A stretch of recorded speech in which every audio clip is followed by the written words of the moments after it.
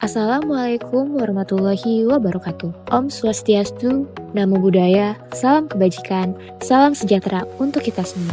Saya Alfian Hasanah dari Stika Sundaro Haras ingin memberikan edukasi MPASI pada ibu dengan anak usia 6-23 bulan.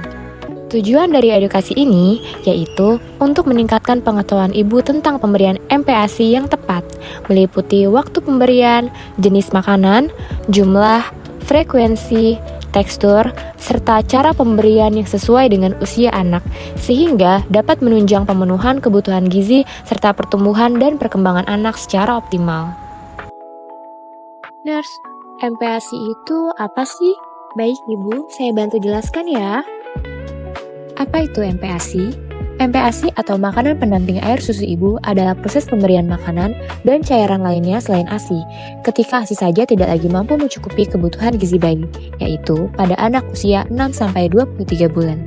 Mengapa MPASI itu penting? Karena seiring bertambahnya usia, anak semakin bertumbuh dan semakin aktif. MPASI dibutuhkan untuk mengisi kesenjangan antara nutrisi anak dan jumlah yang dapat dipenuhi oleh ASI.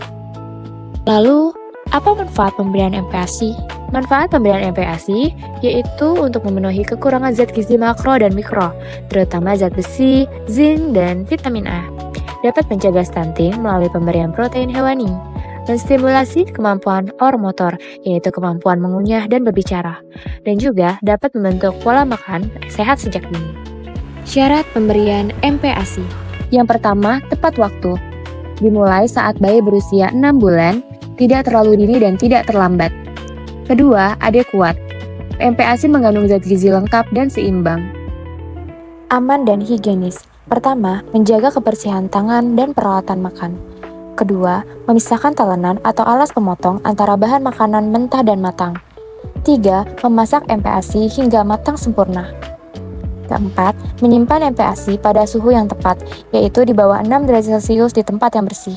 Jika akan dikonsumsi kembali, makanan perlu dipanaskan hingga di atas 70 derajat Celcius. Kelima, menggunakan air bersih serta bahan baku makanan yang aman. Dan yang keenam, menyimpan bahan makanan mentah dan makanan matang dalam wadah tertutup dan terpisah. Dan yang terakhir, responsif.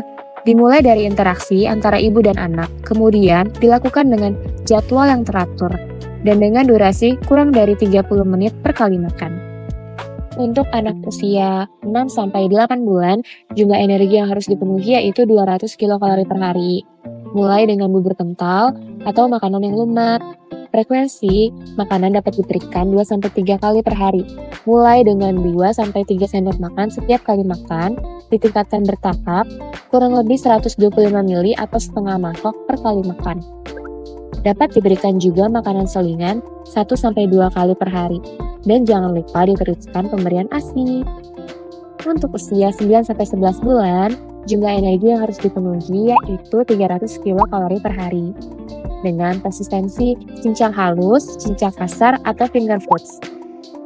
Frekuensinya 3-4 kali per hari, atau sekitar setengah sampai 3/4 mangkok per kali makan. Dapat diberikan makanan selingan 1-2 kali sehari, dan jangan lupa diteruskan juga pemberian ASI. Dan untuk usia 12-23 bulan, jumlah energi yang harus dipenuhi yaitu 560 kilokalori per hari, dengan konsistensi seperti makanan yang dikonsumsi keluarga. Frekuensinya 3-4 kali per hari, atau 3/4 sampai 1 mangkok ukuran 250 ml per kali makan.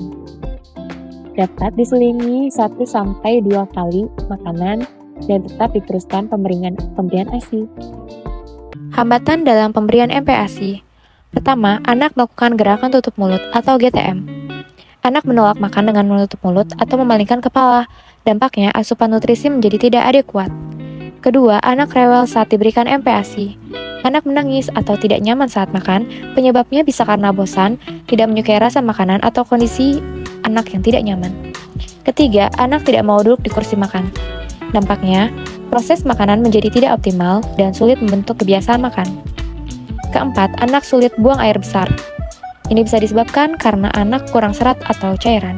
Dampaknya, anak menjadi tidak nyaman dan nafsu makan menurun. Dan yang terakhir, anak mengalami alergi terhadap suatu makanan. Reaksinya seperti ruam, muntah, atau diare setelah makan. Dampaknya pembatasan jenis makanan dan menjadi resiko kurang nutrisi. Tanda anak siap menerima MPASI.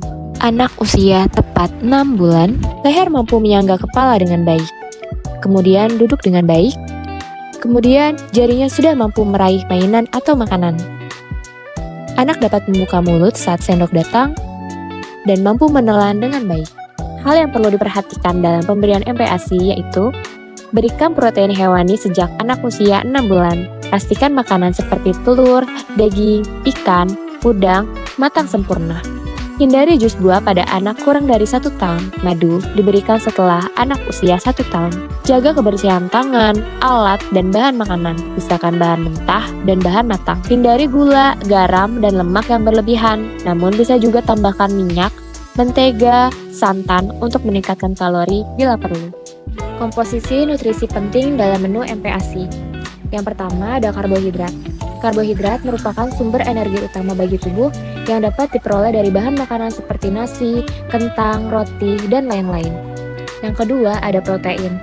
Protein di sini berfungsi sebagai pembentuk dan perbaikan jaringan tubuh. Protein terdiri dari protein hewani seperti telur, hati, ikan, susu, dan daging sapi. Sedangkan protein nabati seperti kacang-kacangan, kacang hijau, kacang kedelai, tahu, dan tempe. Yang ketiga ada lemak. Lemak merupakan sumber energi bagi tubuh yang dapat diperoleh dari minyak, atau minyak kelapa, minyak wijen, dan lainnya. Dan juga ada margarin, santan, dan bahan pangan lainnya. Dan yang terakhir, ada vitamin dan mineral. Vitamin dan mineral diperoleh dari buah-buahan dan sayuran, yang juga berperan sebagai sumber serat penting bagi pertumbuhan anak. Dengan pemberian MPASI yang tepat, anak dapat tumbuh sehat dan optimal. Mari ibu-ibu mulai memberikan MPASI dengan benar untuk masa depan anak yang lebih baik.